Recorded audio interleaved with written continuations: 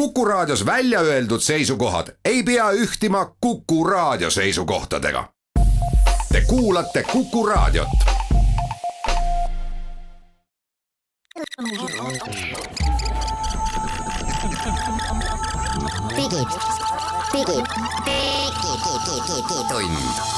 Digitund.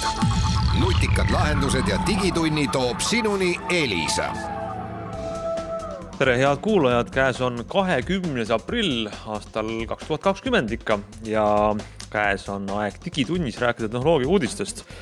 Mina olen saatejuht Hans Lõugas ja Henrik Roonemaa on ka teine saatejuht ja meil on kolmandaks osalejaks tänases saates Glen Pilvre. Me räägime siis viimase nädala tehnoloogia maailmast sellistest asjadest nagu Apple'i uuest telefonist. Ja me räägime ka ühest ideest, mis on Eestis avalikkuse ette jõudnud, et kas peaks terve maa kapifitseerima. Vaatame korraks selle peale et kui terve maailm praegu nuputab välja, kuidas mobiiliäppidega piirata siis koroonaviiruse levikut, eriti igasuguste kontakti jälgimise äppidega, siis kõik see võib põrkuda ühe paari praktilise mure vastu ja seda ka Eestis. Meil on saates 2 uut telefoni lausa laual, millest me võime rääkida. Ja anname selles saates veel paari praktilisi häid nõuandeid, kuidas oma elu sellises kaugtöö ja kodukontori maailmas paremini korraldada. Digitund. No nii, hakkame siis digitunniga pihta ja nagu öeldud, käes on kevad ja Apple on toonud välja uue telefoni. Kui tavaliselt kui Apple'i uue iPhone'i väljatulek on tohutu fanfaaride ja meedia tähelepanu ja kuulujuttude ja arutelude tulemus või ütleme sellega kaasas kõik see, mis ma ütlesin, siis nüüd kevadeti paari aasta, mõne 3, 4, 5 aasta vahega laseb Apple välja siis oma soodustelefoni, mis kannab nüüd värskelt sama nime nagu kandis eelmine mudel ehk iPhone SE. Uus iPhone SE on väljas ja võib vist kohe ära öelda, et mulle tundub igatahes see on nagu üllatavalt hea telefon. Kas see asi on nii kaugel, et sa oled üllatunud, kui Apple toob hea telefoni? Ütleme niimoodi välja, mida ma mõtlen, et see on üllatavalt hea pakkumine, kui me hindame sellist hinnakvaliteedi suhet, sest et keegi meist ei ole seda veel näinud oma silmaga ega näpuga katsunud, aga päris moodsa riistvaraga telefon, mis samas on ikkagi vist ligi poole odavam kui need teised uued Apple'i iPhone'id. Olete te seda SE-d uurinud, kuidas teile tundub see? Glen. Oled ostja või? Ma parajasti vaatasin just seda, et selle üks põhilisi näitajaid on ju tegelikult suurus ja vaatasin just huvi pärast, et kui väike või suur ta siis täpselt on, sellepärast et näiteks ka Samsungi S20 seeria, mis on ju teadupärast läinud ka osaliselt nüüd suhteliselt väikseks, et tegelikult S20 on ka väga väike telefon ja ma vaatasin, kui palju nüüd iPhone SE siis veel väiksem on. Ja jäin nagu mõttesse, et huvitav, äkki ta on nüüd isegi liiga väike. 4,7 tolli. Ta on 4,7 tolli, jah, et ta on ikka tõesti väike, et kas tänased inimesed tahavad ikkagi nii väikese ekraaniga? Tahavad küll, tead miks või? See uus SE on põhimõtteliselt iPhone 8. See on täiesti identne. Kaal ja aku suurus ja ma ei tea, nii palju kui praegu on spetsifikatsioonidest välja lugeda, see on põhimõtteliselt iPhone 8, millele on sisse pandud praegune protsessor, see, mis iganes see 13. Mis see Apple'i protsessori nimi on? 13, Bionic vist. Jah, A13 Bionic. Ja tal on pandud sisse kaasaegne kaamera. Ja ülejäänud on olulised asjad on sisuliselt sama. Vaata tegelikult selle ekraani puhul väärib kindlasti märkimist, et see külje suhe on tegelikult 16:9, mis on nagu oluliselt nii-öelda siis kitsam või laiem, kust poolt vaadatuna, kui on siis kõik teised nii-öelda tipptelefonid, millel on juba 18:9, ehk ekraan täidab tegelikult esipaneelil konkurentile rohkem, et seetõttu tegelikult see 4,7 võib tunduda, et see on hästi väike, aga ta on pigem nagu ära lõigatud siis alt ja ülevalt, et see telefon tegelikult ise ei ole üldse nüüd mingi teadmismikroskoopiline ausalt öeldes. Aga samas vastates nüüd sinu küsimusele, mina olen, ütleme, et Eestis on see natukene keerulisem küsimus. Minu meelest Ameerikas, kui sa vaatad sealseid hindu, et seal on 399 on selle iPhone SE hind, eks ole, siis see on täiesti lolli kindel, minu meelest on otsustada, et inimene läheb poodi, ta saab $399 eest täiesti kaasaegse iPhone'i, millel on väga hea ekraan, väga hea aku, super hea protsessor on sees ja tõenäoliselt väga-väga hea kaamera on, mis täna ütleme võib-olla nende päris 3-4 korda kallimate telefonidega, tipptelefonidega ei võistle, aga igapäeva kasutuseks on super hea. Et inimene läheb poodidele, öeldakse the new iPhone 399, okei.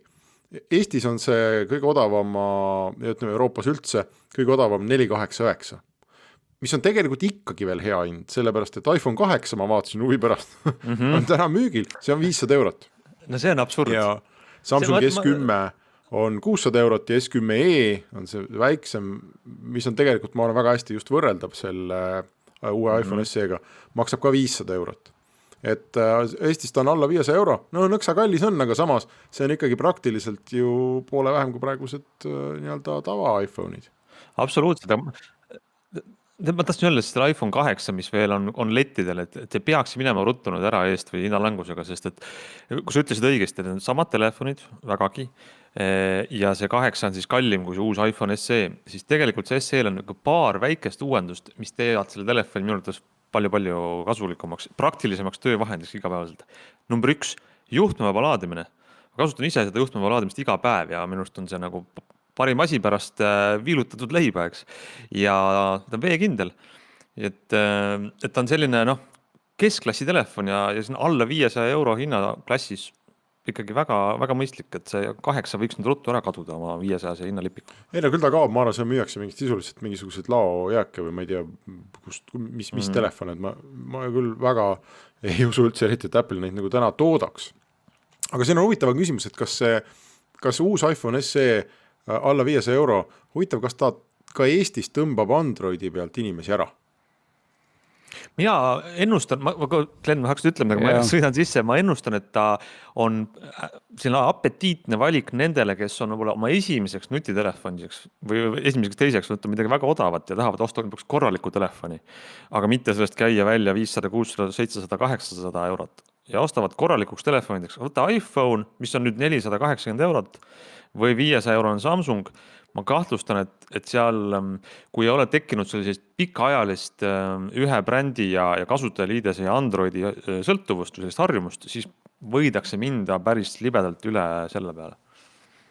No ma hakkasin lihtsalt seda ütlema, et ma olen nagu natuke just kimbatuses selle koha pealt, et panna ennast sellise keskmise inimese justkui vaatepunkti, et ühest küljest muidugi on jube äge suhteliselt odavalt saada omale pisikene iPhone, aga teistpidi, ma ikkagi nagu vaatan praegu otsa kuidagi suhteliselt sellisele kidurale telefonile pehmelt öeldes, nii kaamera mõttes kui ekraani mõttes kui nagu kõige mõttes, et ta on selline niisugune vanaaegne kärakas nagu pehmelt öeldes, et ta ei... Need ekraaniservad on suured. Jah, et ta ei paista nagu kuskilt otsast selline äge, et kui ma täna, kui mul oleks nagu palju raha ja ma olen selline, tahan olla niisugune trendikas Apple'i kasutaja, siis mul ei ole mingit probleemi osta nagu päris iPhone ja kui mul on nagu jälle vähem raha, siis ma võib-olla ostan päris iPhone'i järelmaksuga ja kulutan vähem ja olen ka rõõmus, et ma nagu hästi ei saa aru, miks ma peaksin nagu minema ostma kohe välja sellise suhteliselt keskklassi telefoni maksma mingisuguse summa raha kohe lauale, kui see järelmaksu vahe ei ole nii suur, et kuidagi ma ei saa nagu täpselt aru, miks ma selle telefoni maksu. Kui sa järelmaksu muidugi siia mängu tood, siis jah, et see on mõtte küsimus. Omaette siin üks teema veel sisse tuua on see, et miks Apple sellise telefoni tegi? Miks Apple tegi telefoni, mida ikkagi erinevalt Glennist mina arvan, et kui sa nendele spetsifikatsioonidele peale vaatad, see on küll ja veel, mitmeks aastaks on küll ja veel. Ei, olgem ausad, aga see kaamera nüüd on ka nagu ta on üks selline kaamera lihtsalt, eks ole, kui me siin varsti räägime juba telefonidest, kus on neid, ma ei tea, palju küljes, eks ole, ja teine asi on ikkagi ekraan, et loomulikult on väike, et ma üldse ei vaidle, et väike telefon on äge ja kui ma enne mainisin siin Samsungi S20, on ta ka tegelikult väike, et selge see, et see suund, et kõik tahavad labidaid, et see on arusaadav, et päris nii ei ole. Aga ütleme, et minu kõhklused on jah natuke sellised, et võib-olla ma võtaks kas siis mingi järelmaksu või võtaks natuke kallima või mida sa tahad, et kui sa tahad sellist kihvti, head, töökindlat, väikest telefoni, mis ei ole niisuguste üüber näitajatega, siis miks mitte? Ja, aga tulles tagasi nüüd Apple'i juurde, et võib ju küsida, et väga julge otsus Apple'i poolt tegelikult ikkagi tuua turule midagi, millel on potentsiaal vähemasti muutuda nii-öelda selleks iPhone'iks, mida kõik ostavad. Umbes nagu MacBook Air on see, et Pro on tore arvuti küll ja väga hea, aga no me mäletame, milline oli ER-i müügi edu vanasti, sest ta oli lihtsalt nii mõistlik. Ja mulle tundub, et nad siin, me oleme siin saates ikkagi rääkinud, et Apple on muutumas siin teenusefirmaks ja nad ikkagi õudselt tahavad inimesi sinna oma platvormile tuua ja kasutama mis iganes mängu subscriptionit ja filmi seda, mis selle nimi on, Hans, sina kasutasid seda, kus Apple'i Netflix nii öelda on ju. Ja et nad õudselt tahavad ikkagi tuua inimesi ja noh, siduda oma teenuste külge ja nad selleks, mulle tundub, et see on selline panus nagu Apple'i poolt, et noh, toome need inimesed ja võtame raha teistpidi tagasi. Sa hakkad iga kuu võib-olla loodetavasti Apple'ile seal, ma ei tea, paarkümmend eurot äkki maksma. Ma arvan, sul on tabad siin õiget seda mõtet, et ilmselt on see lihtsalt kliendibaasi laiendamiseks, et tuua ka sealt altpoolt, siis hinnaklassi mõttes altpoolt olevaid kliente ka. Ja võib-olla seda ka siis ma ütleks Apple'i kaitseks tegelikult, et kuna Apple'i ökosüsteemist on väga äge, et võib-olla kui sinna õnnestubki meelitada inimesi, kes saavadki aru, et tegelikult on ikka kuiv ja puhas tunne mõnes mõttes olla Apple'i maailmas, et võib-olla see on nagu point, et see ei ole telefoni, mis meelitab mingite rajude spekkide või nagu sellise Apple'i, kuidas ma ütlen, sellise eksklusiivsusega. Ja no vaata, Glenn, kui sa mingil hetkel oled oma tutvusringkonnas ikkagi viimane loll, kes ei ole, kellele ei saa saata iMessage'it ja kellega ei saa FaceTime'ida, siis sul hakkab tuju nagu kehvaks minema veel. Võib-olla tõesti. Kuulge, aga lähme siit meie väiksele pausile.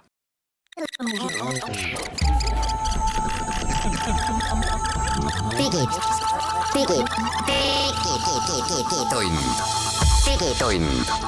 Nutikad lahendused ja digitunni toob sinuni Elisa.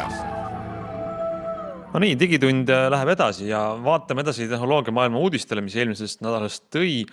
Me vaatame peale, mis on üldse võib-olla suurema mõjuga uudised, siis Eestis. Üks asi on see, et Eestis vahetus infotehnoloogia minister, eelmine minister pandi tagasi astuma ja uus on ametisse astumas. Aga digitunnis me pigem sel teemal ootame ja analüüsime mõne aja pärast.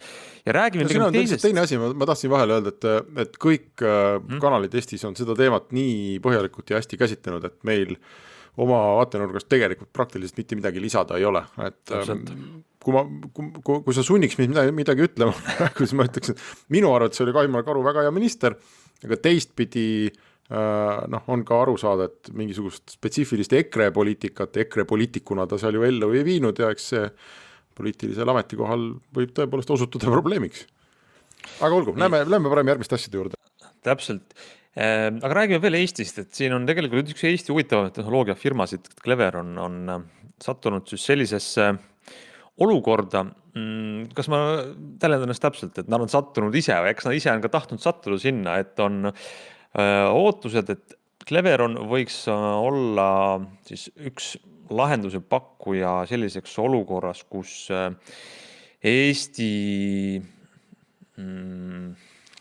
kui ma mõttelõngi jõuab nüüd sassi, läheb nagu sassi, aga ma tahan öelda seda, et Cleveron võiks katta ühe maapaki automaatile. Ütle lihtsalt ära. Me tegime nädalavahetusel Taavi Kotkaga Restardi, meil oli külas Arno Kütt, Cleveroni juht ja asutaja ja tegelikult selle idee, kui ma nüüd õigesti mäletan, käis kuskil sotsiaalmeedias välja hoopis Sten Tamkivi. Ja mõte oli selles, et ega Eestis on praegu palju firmasid, kellel on raske, eks ole, Tallinkist me siin teame ja Boltist ja need on terve rivi ja kui me nagu küsime, et kas mõnele firmale peaks riigi poolt lihtsalt raha peale andma, et pidage vastu, et ärge pange uksi kinni.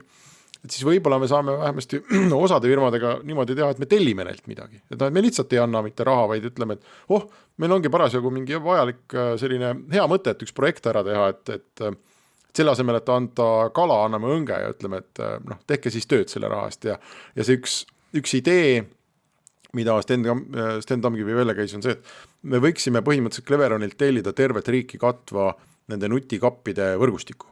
Et saab midagi tehtud, tegelikult üks väga suur asi, mis peaks e-kaubanduse arengule kõvasti tagant hoogu juurde andma, sellepärast, et mina elan siin Tallinna kesklinnas, mul on 5 minuti raadiuses, ma arvan, 5 või 6 erinevat kappi.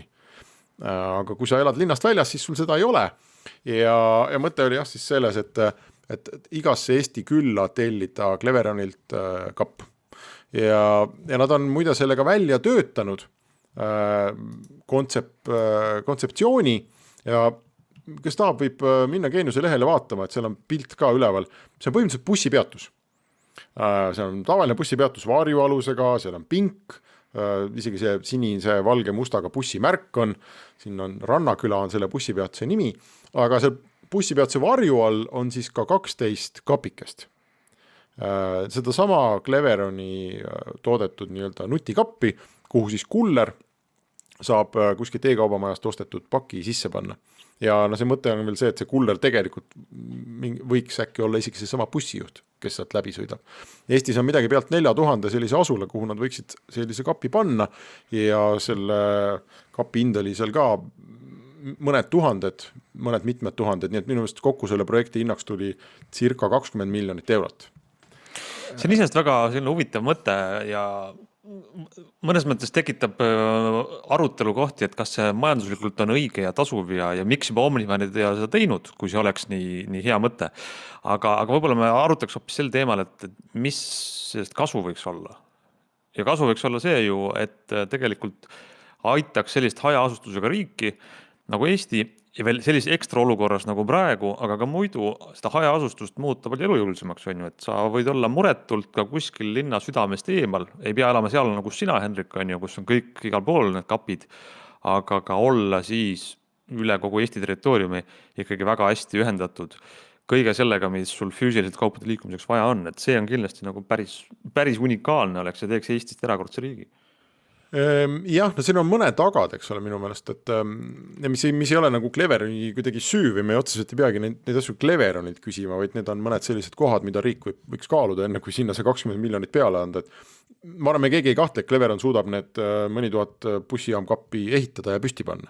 Et kusjuures on isegi päiksepaneelidega, toodavad ise endale energiat ja kaasa arvatud selle LED-valgustuse jaoks, et pimedas oleks ka bussi pealt võimalik maha tulla. Nii et nad ei vaja isegi elektrit ja nad ei vaja väidetavalt mitte mingit kaablit, sest üle mobiilivõrgu käib see netiühendus. Aga päris lahe, helikopterit lased alla ühe siukse. Hästi lahe, kui sellest tõesti on hästi lahe. Omaette lihtsalt küsimus on see, et kas meie kulleri süsteem on valmis ja viitsib need 4000 külakest läbi sõita mingisuguse pisikese pakiga on ju. No samas võib-olla see küsimus ka, et kui see kuller juba sinna väikesse külla sõidab, et võib-olla tal on lihtsalt minna need panna üle aia, anda need pakid. Vaata, külad on ajakülad ja seal mingisugune päris arvestatav kokkuhoid tõenäoliselt tuleb, et Arno Kütt ütles, et siiamaani on suur probleem, et kullerid ei leia neid talusid üles ja siis võib-olla ei ole inimesed kodus ja see kõik nagu tekib. Ja Omnival on ikkagi posti laiali kande võrgustik olemas, et tõenäoliselt saaks neid ära kasutada, aga et küsimus on, et mis on selle turuhind ühe näiteks mingisuguse mälukaardi lugeja Rannakülakesse viimise eest. Seda me saame näha, aga see on kindlasti üks argument, mida riik peab vaatama. USB kaablit oleks vaja näiteks ja siis kutsus. No võt jah, et kaabel maksab võib-olla siin mingisugune 1,50 on ju, aga et kas 10 senti äkki või 10 senti, mis iganes. No ühesõnaga, et mõned sellised küsimused on, arvutada ju on võimalik ja omaette siis, omaette teine küsimus on, et äkki peaks tegema mingi riigi hanke, aga meil väga palju Eestis rohkem osalejaid ei ole, aga võib-olla peaks tegema see Euroopa hanke ja et mõned sellised nagu küsimuse kohad on, aga minu meelest on see selline kihvt infraprojekt, et kui keegi selle läbi arvutab, mõtleb ja osapooltega läbi räägib ja leiab, et see töötaks, siis tundub, et sinna 20 miljonit panna ja Eesti firmale tööd anda ja Eestis üks suur infra asi ära teha, andke minna, ütleks mina. Ja siis on küsimus ka see, et vaata, kes opereerib, kas see on ainult üks firma või on siis hange operaatoritele, eks see on ju ja meil on ju palju. Ilmselt saaks kõik ikkagi sinna panna, ei saa, ma ei usu, et see ühele operaatoril oleks mõistlik teha seda. Ilmselt saaks ikkagi kõik panna ja siis maksaks selle eest omakorda näiteks riigile mingit, nagu see tõi mingi näite, et nagu lairiba võrk on praegu. Aga meil on aeg muide teha paus.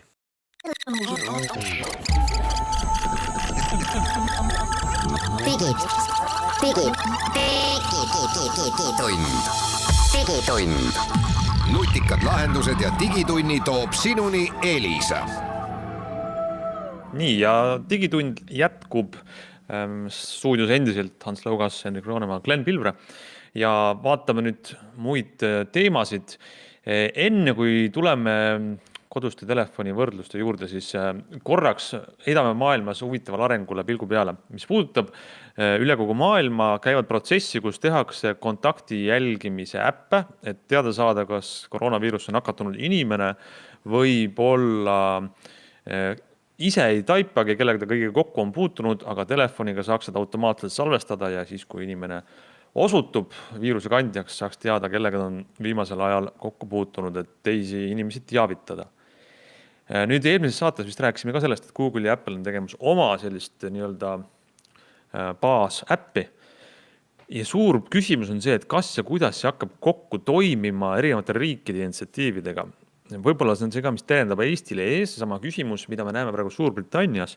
Nimelt on siis nende haigekassa või tervishoiusüsteem NHS oma äppi arendamas ja tegemas, aga on põrkunud järgmise probleemi otsa. Et Apple on põhimõtteliselt öelnud, et nad ei toeta täielikult selliseid riiklikke äppe, mis loovad ühte tsentraalset andmebaasi, vaid ainult selliseid, mis siis lubavad inimesel nii-öelda privaatselt vahetada anonüümseid nii-öelda koode selle kohta, et ta on teisi telefone kohanud ja mitte, et luua sellist suurt venda, vaid privaatselt inimese kontakte salvestavat äppi.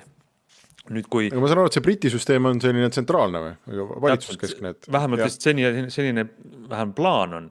Ja nüüd on probleem see, et kui britid tahaksid oma äppi välja lasta, millel siis Apple'i poolt, kui platvormi pakkuja poolt heakskiitu ei ole, siis oleks probleem see, et see äpp nii-öelda toimiks telefonis niimoodi, et sa pead seda äppi hoidma põhimõtteliselt kogu aeg lahti oma ekraanil ja töötamas, kui teil telefon on taskus. Vastasel juhul, kohe kui sa paned oma telefoni kinni või äppi kinni, siis ta enam Bluetooth signaale ei vaheta ja ei toimi. Ühesõnaga Apple'i turvanõuded on selleks ole vastas, et äpid ei saaks sind jälitada ja nad on nõus tegema erandeid, aga erandeid saab teha ainult Apple'i tingimustel ja Apple'i tingimustel on see, et mingid tsentraalsed andmebaasi ei tehta ja kui riik ütleb, et tehakse küll, siis Apple ütleb, et sel juhul te peate oma kodanikele ütlema, et kui nad käivad avalikus kohas ringi, siis telefon peab olema kogu aeg avatud ja see äpp esipaneelil lahti. Kui see äppi kinni paned, siis ta enam ei tööta. Huvitav vägikaika vedu, aga mis ilmselt ei töötaks niimoodi, et ei no muidugi ei tööta. Lihtsalt küsimus on see, et kas töötaks see, kui mõnekümne maailma riigi valitsused, parlamendid, ma ei tea, kes iganes, presidendid otsustaks, et nüüd hakkame Apple'il käsi väänama. Ja kas see kõik on tegelikult lisaks ja et natuke selline aja küsimus, et praegu on ikkagi, ütleme, praegu on piltlikult selline olukord, et kõik on sellisel äraootaval seisukohal mõnes mõttes, et kui me räägime mingist piirangutest, kes tahab neid nüüd leevendada, kes ei taha, et see olukord on nagu selline, et keegi täpselt ei tea kaua või mis või kui hull või kui hea, aga võib-olla kui nüüd 3 kuud edasi kerida ja midagi läheb veel hullemaks, siis võib väga vabalt juhtuda, et asjad hakkavad lahenema hoopis jõudsamalt igasugustes suundades, eks ole, sest praegu on väga hea põtkida ja veel vaielda ja teha, aga kui lõpuks on võib-olla tänaval 1 miljon laipa ja 4 inimest käib ainult ringid, siis võib-olla nad hoiavad seda äppi töös kogu aeg. Ja no tegelikult, kui me vaatame nüüd siin, ütleme, mis on toimunud varasemalt äppidega, siis mina ennustan, kui see süsteem nüüd üldse kuidagi globaalselt tööle hakkab. See hakkab tööle nii, et Apple ja Google ehitavad selle oma telefonidesse sisse, see on ühtne standard, seda nad on juba ka öelnud, on ju, ja nii on. Sest kui iga riik hakkab siin omaette mingisugust koroona äppi tegema, või püha jumal, okei, riigi sees see võib-olla isegi töötab, aga kas me saame inimesed need alla laadima? Kas me saame seda teha kohustuslikuks? No ei saa, kes seda kontrollib? Ei loomulikult, kui see asi et kui see asi võtabki sellise globaalse mõõtme ja jääb, siis on ju täitsa elementaarne, et võib-olla lõpuks ongi meil ei olegi enam isegi, telefon ei ole primaarne funktsioon, vaid ongi selline koroonahoiatus, mingi vidin.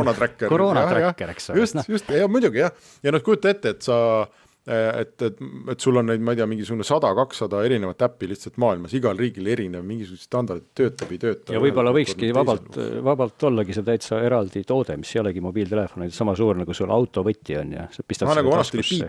Just, et see mõõdab sinu tagumiku temperatuuri samal ajal ja teab ka, kas sa oled haige või ei ole ja nii edasi. Aga põhimõtteliselt riik on, sina kujutad, aga ei niimoodi, see on ka hea mõte tegelikult, et riik lihtsalt saadab sulle sinna Omniva või Smartposti kappi mingisuguse asja ja ütleb, et nüüd sa oled kohustatud sellele järgi minema just. Ja riputama endale kaela. Just. Nagu vanasti olid pidalitõbistel olid keelukesed kaelas. Vaata, nii kaua meil on veel hea rääkida, kuni see kõik on ikkagi natuke sükene, kuidas ma ütlen, et see ei puuduta veel päris kõiki, aga kui see ikkagi on selline asi, mis reaalselt ikkagi tähendab juba, et asi on väga-väga halb, siis ma arvan, on inimesed nõus ka igasuguseid vidinaid omale taskusse panema, et elu edasi läheks.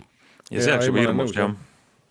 Ja see ikkagi ma tuletan meelde teadlaste sõnu, et koroonaviiruseid on väga erinevaid ja põhimõtteliselt ei ole mitte kuidagi me kaitstud selle eest või see pole mitte kuidagi välistatud, et järgmine kord, kui loodus täringuid viskab ja neid viiruse osakesi järjest paneb, siis suremus ei ole mitte, ma ei tea, 0,1 või 1, mis iganes praegu koroona puhul on, võib-olla 50. Absoluutselt. Ja siis me räägiksin, siis me väga nalja ei viskaks, ja meil oleks ammu kõigil kelluke kaelas. Nii see on.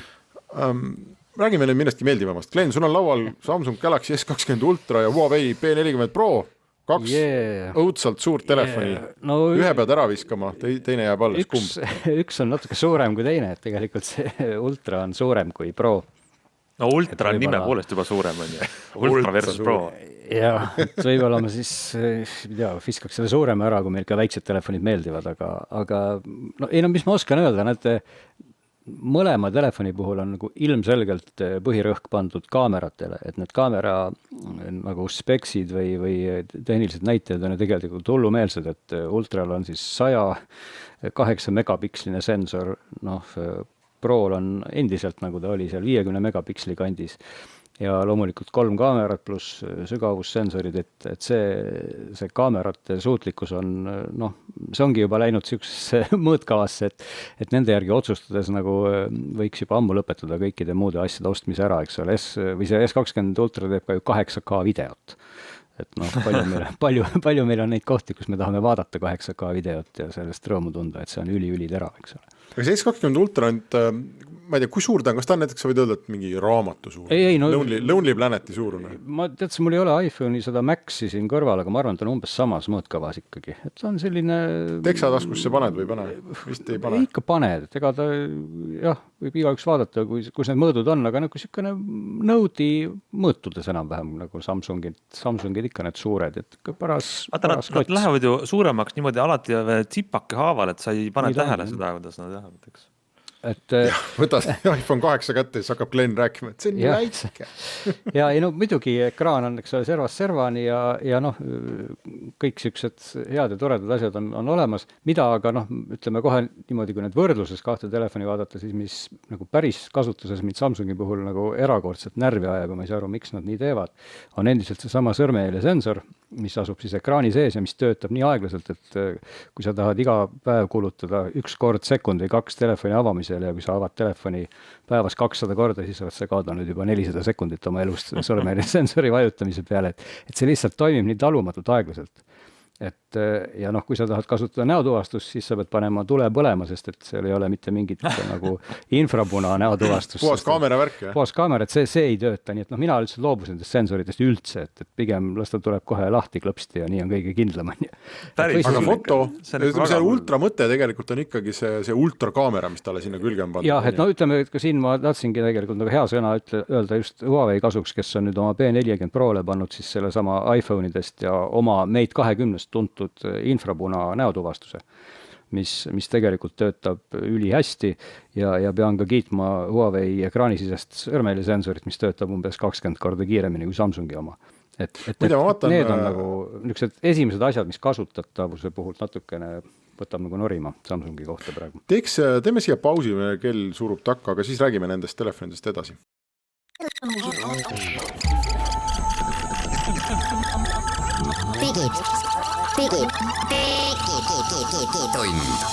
Digitund.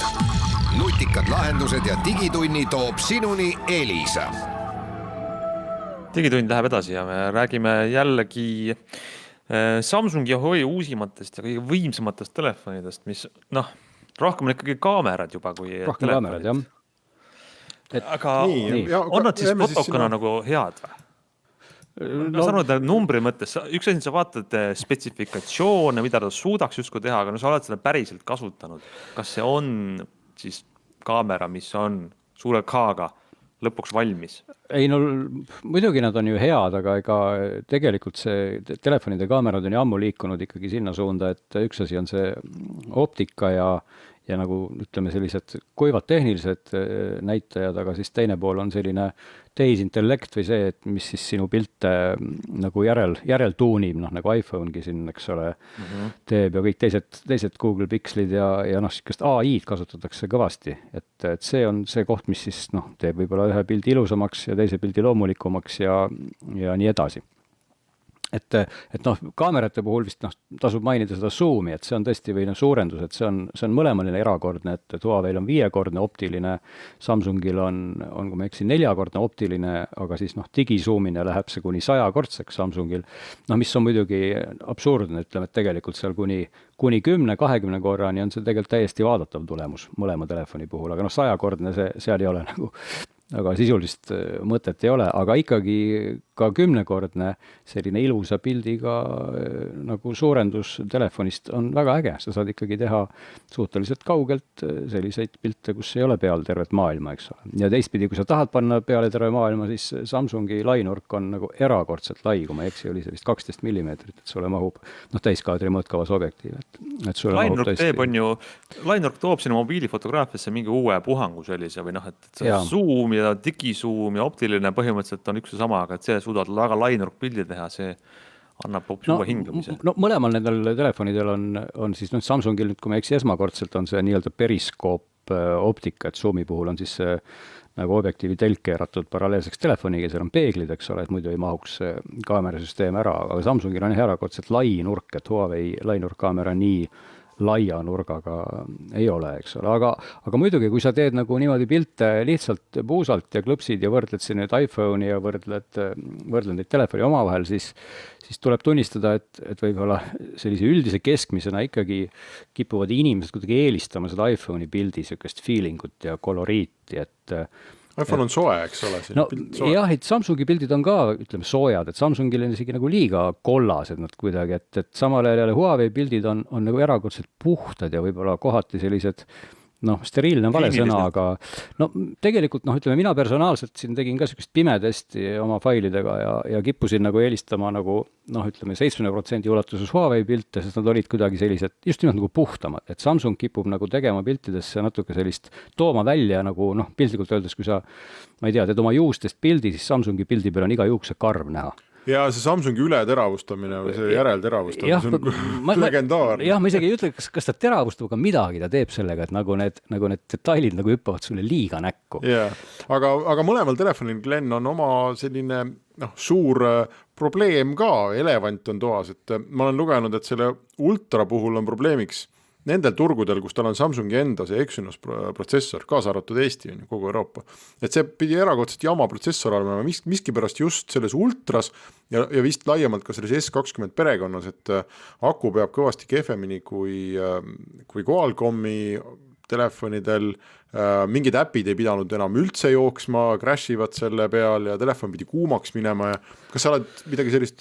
Ma ei ole midagi sellist otseselt sul ei ole seda Qualcommi võrdluseks muidugi kõrval? Ei ole, tal on, eks aku on Ultral 5000 mahhi või 5 ampertundi, mis on iseenesest täitsa selline soliidne näitaja ja päeva peab see aku nagu vabalt vastu ja isegi 2, kui sa hõredalt kasutad, et ma selles mõttes ei ütleks ja jooksutasin siin ka mingeid benchmarke ja saab see telefon väga, väga kõva skoori, et nagu jõudlust ja kõike tal on, et mine sa võtla kinni, et ma ei oska seda kommenteerida. Aga Huawei probleem, eks ole, on ju teatavasti see, et äppe nagu ei ole. Eks see on ka jälle natuke, ma isegi ei oska öelda, kas siin kasutada väljendit elevant on toas, või eks sellega on natuke see asi, et ma olen seda Huawei telefoni nüüd kasutanud siin ligi paar nädalat proovinud sellega elada ja mis seal salatud, ma olen isegi täitsa ära unustanud, et siin ei ole neid Google'i teenuseid, sest kõik asjad, mis mul vaja on, kõik on siin tegelikult olemas ja loomulikult sellest App Gallery'st ma neid... Oota, mis kaardirakendust sa kasutad? Millega sa toitu koju tellid? Millega sa taksot tellid, kui me terveks saame? Nii, taksot ma ei telli, ma sõidan üherattalisega ringi. Toitu ma ei ole koju tellinud, aga toidu tellimise äpid muidu on kõik olemas, et tegelikult ainsad äpid, mida ei ole olemas, on siis puhtalt need äpid, mis kas siis turvalisuse või muul põhjusel tahavad kasutada seda Google'i nii-öelda framework'i või Google'i neid alamprogramme ja kui neid ei ole ametlikult siis veel toetatud või asendatud siis nii-öelda selle Huawei enda nii-öelda mobile service itega, siis need ei tööta, aga Google'i kaardirakendus tegelikult töötab, et Google Maps töötab. Oota siis, kui sa selle netist häkid sinna peale või? Ma isegi ei pidanud seda häkkima, vaata, mul oligi selline lugu, et võib-olla nagu paljudel inimestel on, et Huawei on teinud suurepärase tööriista oma vana telefoni kopeerimiseks. See tuleb sealt kaasa muidugi. Kõik minu kraam tuli lopsti kaasa. Ja sellest kraamist ei tööta siis tõesti täna ainult Gmail, selle jaoks on siis Huawei enda meiliklient, kuhu saad ilusti täitsa ametlikult Gmaili konto panna. Isegi kaasa tuli kenasti Chrome'i brauser, mis töötab ja võimaldab ka mul sisse logida Google'iga. Et selles mõttes nagu tõesti üllatavalt palju asju tegelikult töötab, aga muidugi neid asju, mis ei ole veel ametlikult tänase seisuga toetatud, neid loomulikult leiab, eks ole. Mul tekib ikka näkke judin ka peale, et kui ma mõtlen, et kõik töötab, aga selleks, et Gmaili lugeda, ma login sisse mitte Gmaili, vaid Huawei äppi, kus nad siis minu Google'i kontot ja Google'i postkasti näitavad. No, jah, sa pead selles olema nõusolek.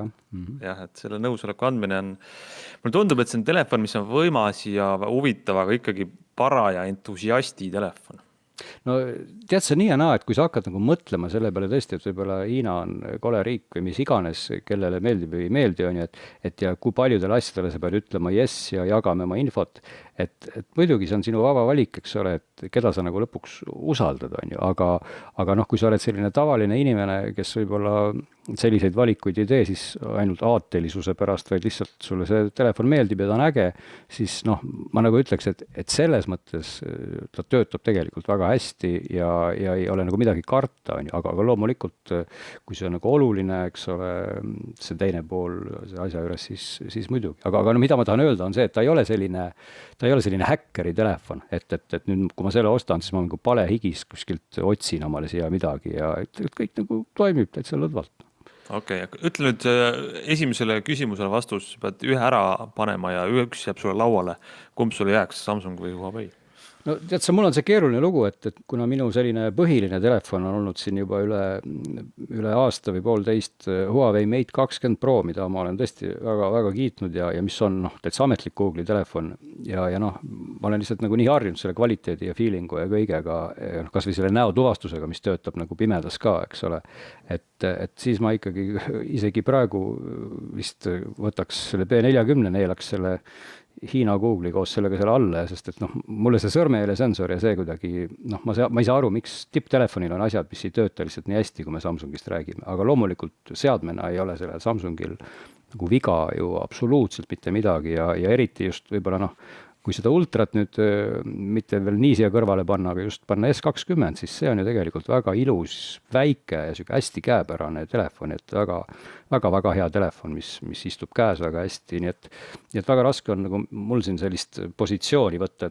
Olgu, aga meie saade on sellega läbi. Aitäh kõigile kuulajatele ja loomulikult aitäh kõigile osalejatele, kes oma päevast selle tunnikese siin võtsid, et meie saadet ja aitäh Hans ja Glenn ning kohtume kindlasti jälle nädala aja pärast.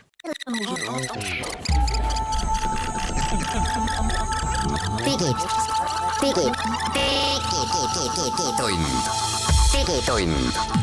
Nutikad lahendused ja digitunni toob sinuni Elisa.